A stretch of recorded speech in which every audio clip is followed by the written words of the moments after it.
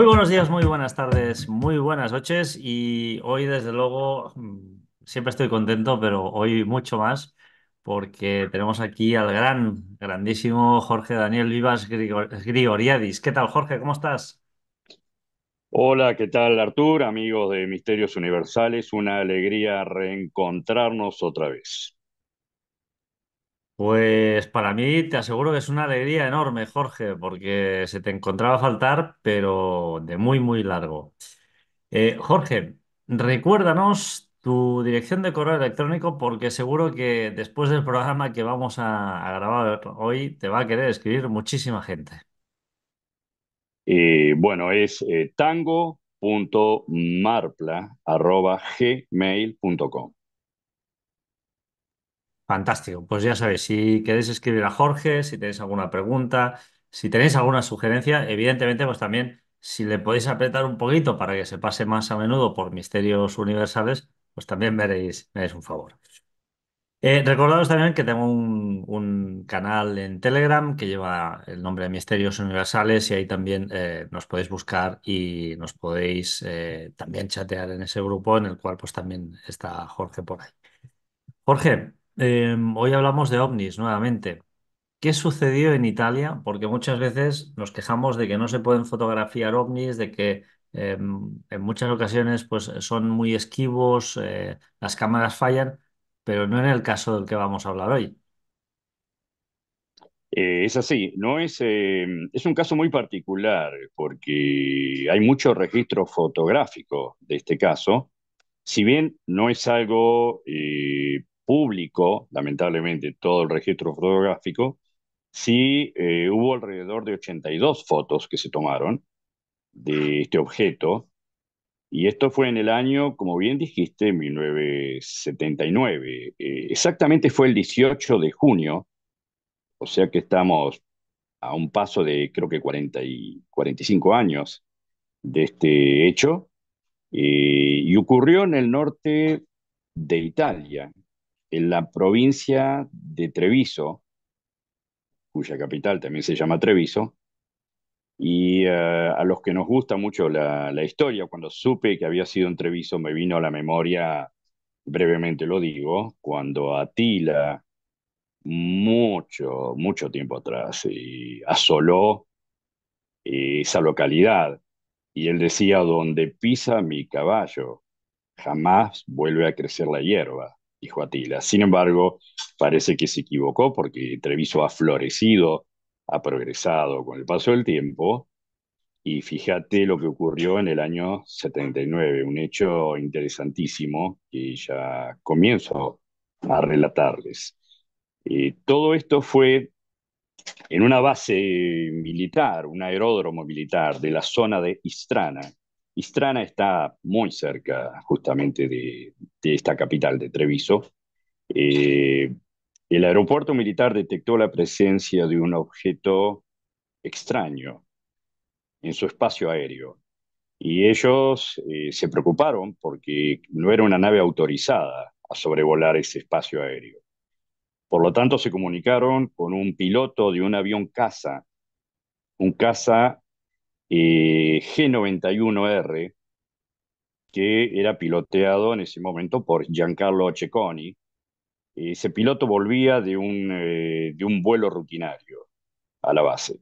Se comunicaron con él y le dijeron que, dándole las coordenadas, se acercara a ese objeto que estaba invadiendo ese espacio sin ningún tipo de autorización. Y también viendo, porque ellos lo estaban viendo a través de desde la torre de control. Lo seguían con binoculares y también con los radares. Se dieron cuenta que no era un objeto habitual, usual. Le pidieron que activara las cámaras que tenía en el avión y le preguntaron si tenía todavía película para tomar fotos. Y les dijo que sí. Y partió raudamente en la dirección que le indicaron. A unos 450 kilómetros por hora fue el avión, y pronto lo divisó, ¿no? De hecho, fíjate, Artur, que él se llega a acercar mucho al objeto, llegó a estar apenas a 70 metros, y empezó a girar alrededor del objeto porque él decía que el objeto para él estaba detenido en el cielo. No notaba movimientos, pero en la base le dijeron que sí estaba avanzando a una determinada velocidad y en una dirección bien clara. También le advirtieron que desde la base de Istrana ellos veían salir de vez en cuando una pequeña estela azul misteriosa, decía, que tuviera cuidado. Sin embargo, este piloto, Cecconi, dijo que él no podía percibir nada. Estando muy cerca, inclusive, no veía ningún tipo de estela azul, ni tampoco notaba ningún sonido. Era un objeto alargado, a veces lo denominamos cigarros, un objeto alargado, negro, un negro mate, y la parte superior era plana, y él notó algo como una especie de cúpula en un extremo, una cúpula que él dijo que era blanca, pero no podía afirmar que fuera transparente porque no podía ver su interior. Era una pequeña cúpula blanca en un extremo. Dijo que las dimensiones aproximadas eran de entre 8 y 10 metros de largo por unos 3 metros de ancho aproximadamente. Él comenzó a tomar fotos, tomó muchas, como dije, 82 fotos, y se dio cuenta que cada vez que él se ponía en forma paralela al objeto, el objeto hacía algo. En un momento dado subió bruscamente unos, se habla de 1000 pies, que equivale para que nos ubiquemos a más de 2 kilómetros. Subió rápidamente 2 kilómetros. Después volvió a bajar ese objeto. Quedó como atrás del avión caza. Pero el objeto aceleró, ahí sí notó que aceleró y se le puso nuevamente casi a la par. O sea que él calcula que el objeto en ese momento estaría a unos 480 kilómetros por hora, más o menos. Y un detalle muy importante que él notó es que no vio que ese objeto sufriera de ningún tipo de turbulencia, porque los pilotos, yendo a esa velocidad, sí sienten el efecto de esa turbulencia y la vibración en el avión. Pero él veía el objeto y decía que no parecía afectarle lo más mínimo. Dijo, evidentemente tiene una aerodinámica diferente, algo que le permite no sufrir nada a esa velocidad. Y tampoco pasó por alto el hecho de que cuando él se acercaba bastante, de forma paralela al objeto, a veces subía y a veces bajaba, como que evitaba ese avión casa se tira demasiado cerca y demasiado en forma paralela pegada a este objeto. El objeto evitaba eso. Él, por lo menos, interpretó eso, que el piloto, los pilotos, los ocupantes de ese objeto, no querían permitir un acercamiento demasiado, pueda ser peligroso tal vez para el avión, ¿no? Evitaban eso, ese acercamiento. Y tanto los radares de la base aérea como del caza detectaban exactamente lo mismo y también visualmente ambos, en la base y él podían verlo perfectamente. Pero cuando hizo un octavo giro con el fin de volver a acercarse y tomar desde otro ángulo fotos, ante la vista de él desapareció, simplemente desapareció. No es que lo vio irse, la base dijo que el objeto aparentemente no huyó, es como que se desmaterializó delante de la vista del piloto y delante de la vista de la gente del aeropuerto que también dejaron de verlo e inclusive los radares dejaron de percibirlo también. Y nadie vio que se fuera, simplemente desapareció. Ante esta situación tan extraña, le pidieron al piloto que volviera a la base y trajera rápidamente ese rollo de fotografías para ser revelado. Cuando pienso en esta situación, recuerdo un hecho de los años 80, que una vez lo comenté, creo que fue en los primeros podcasts que hicimos, que era el caso de Punta Indio, una base militar en mi país, en Argentina. Lo recordé porque en ese caso quería comentar brevemente las cosas en común. La base militar detectaba casi en forma diaria entre un objeto y a veces hasta tres, y le pedía a sus pilotos militares que se acercaran para detectar qué era, pero los pilotos en este caso no podían verlo. Los radares sí lo detectaban, pero ellos no lo podían ver. Ocurrió varias veces, por lo que en ese entonces, en los 80, la base militar pensó que sus radares estaban mal, estaban en malas condiciones, estaban detectando algo que no había. Decidieron cambiar ese tipo de instrumental.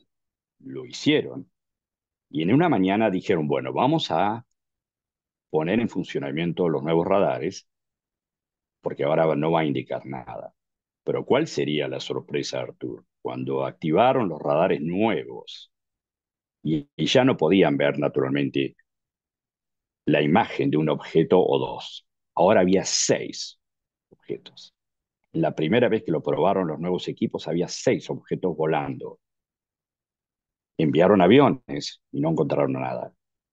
La historia finalmente terminó un domingo a la 1:30 de la tarde, 13:30, cuando un objeto se veía en el radar nuevamente, muy encima de la torre de control, pero encima. Y decidieron enviar a un piloto, a un teniente. Y el piloto no veía nada, como de costumbre, y en la base militar le dijeron, debe estar a unos 300 metros delante suyo, usted tiene que verlo en este momento. Y el piloto dijo, no hay nada. Lo único que veo arriba es una especie de techo de nubes a bastante altura. Si ustedes me permiten subir, puedo mirar si es que está oculto arriba de las nubes, pero aquí no hay nada. El piloto fue autorizado en esa ocasión, él subió sobre ese techo de nubes y esta vez Artur y amigos sí vio algo. Vio un objeto diferente al de Checoni. Este era un objeto discoidal que estaba detenido en el cielo y que giraba y reflejaba el brillo del sol sobre su superficie y él le llamó la atención lo extremadamente brilloso del material, el reflejo del sol. Giraba.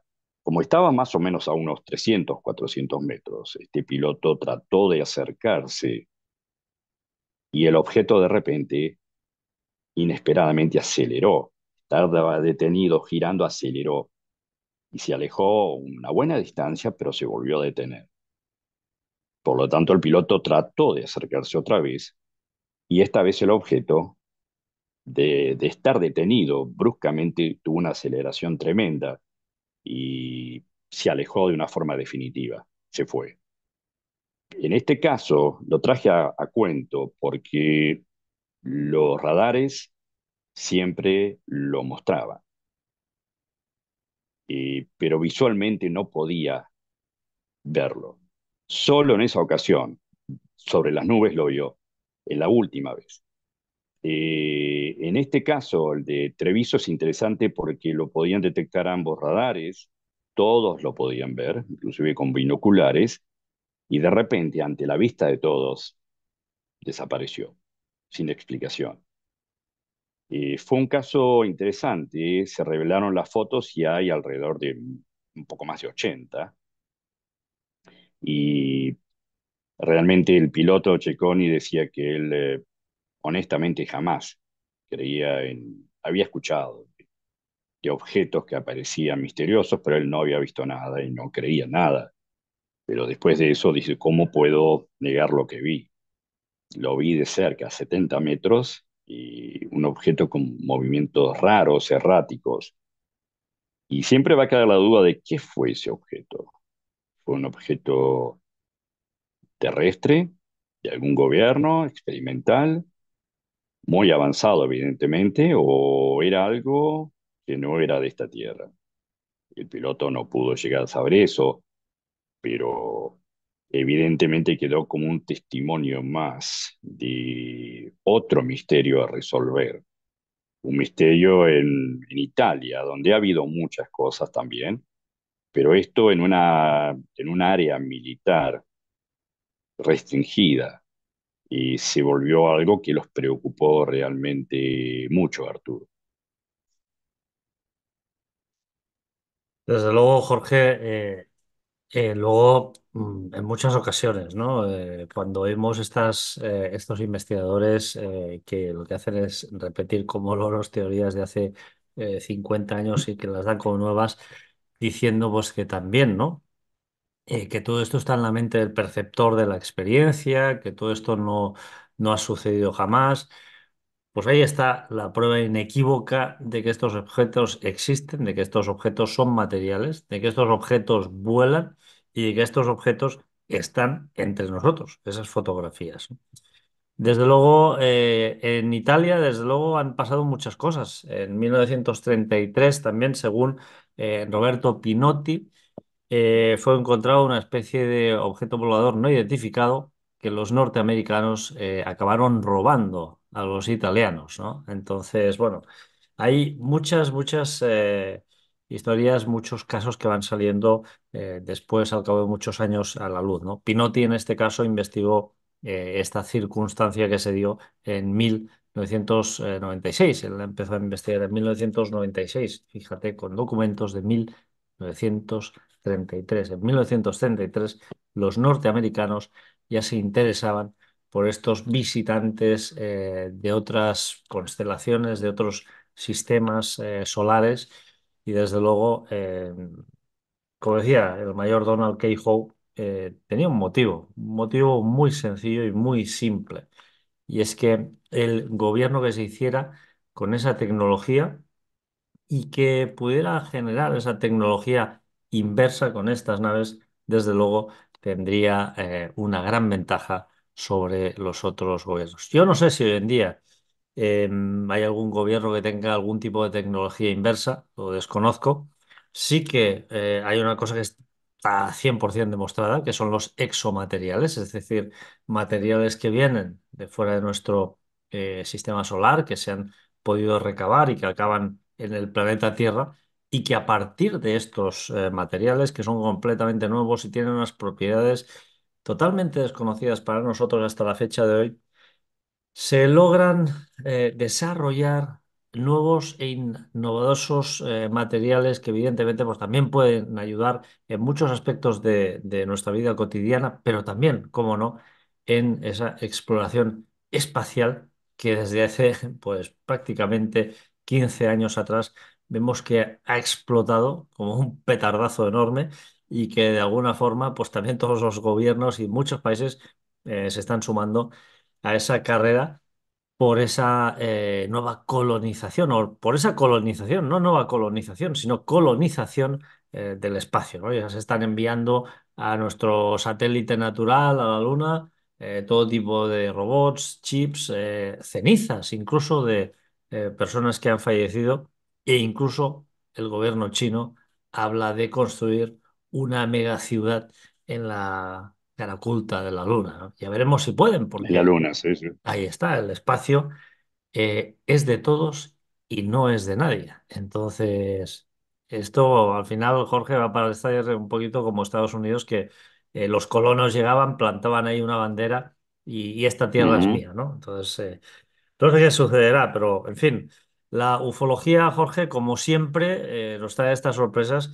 Y la verdad es que este caso es excepcional. Y entre otras cosas también es excepcional para mí porque muchos de los testigos pudieron ver a simple vista este objeto volador no identificado. Entonces, este es uno de los también aspectos que lo hace excepcional y no solo este, sino que la gran cantidad de fotografías, ¿no? Hoy en día, y esto es cierto, tenemos teléfonos que son capaces de hacer unas fotografías realmente excelentes, pero siempre reto a todo el mundo a que salga por la noche y haga una fotografía de un avión, simplemente de un avión surcando los cielos y verá que no es tan fácil, ¿no?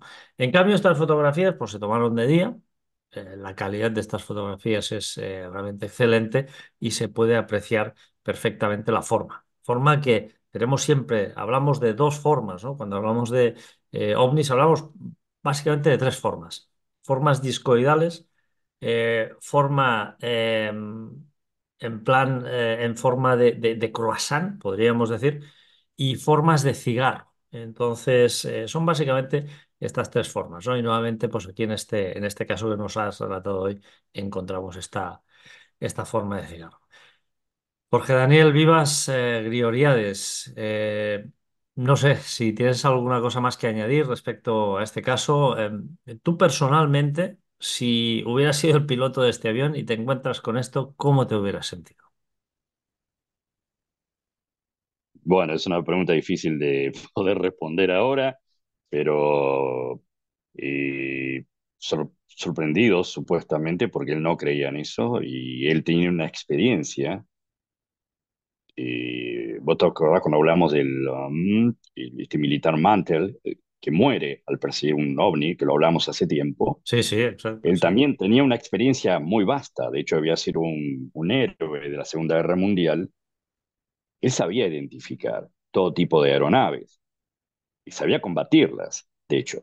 Y cuando él vio ese objeto grande en Estados Unidos, él dijo, esto no es nada de lo que yo conozco. Y, y me recuerdo cuando él decía, sigo en persecución, o sea, ese objeto se escapaba. Ese detalle es importante porque después dijeron que era Venus. Y él decía, no, era algo que se escapaba de mí, sigo en persecución del objeto.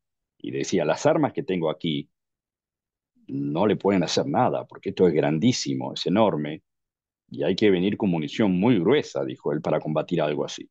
En el caso de este piloto, Ciccone tenía también mucha experiencia, piloto militar, y hubo varias cosas que le llamaron la atención, y él no pudo reconocer esa nave como algo conocido, algo que le fuera familiar, ni por cerca.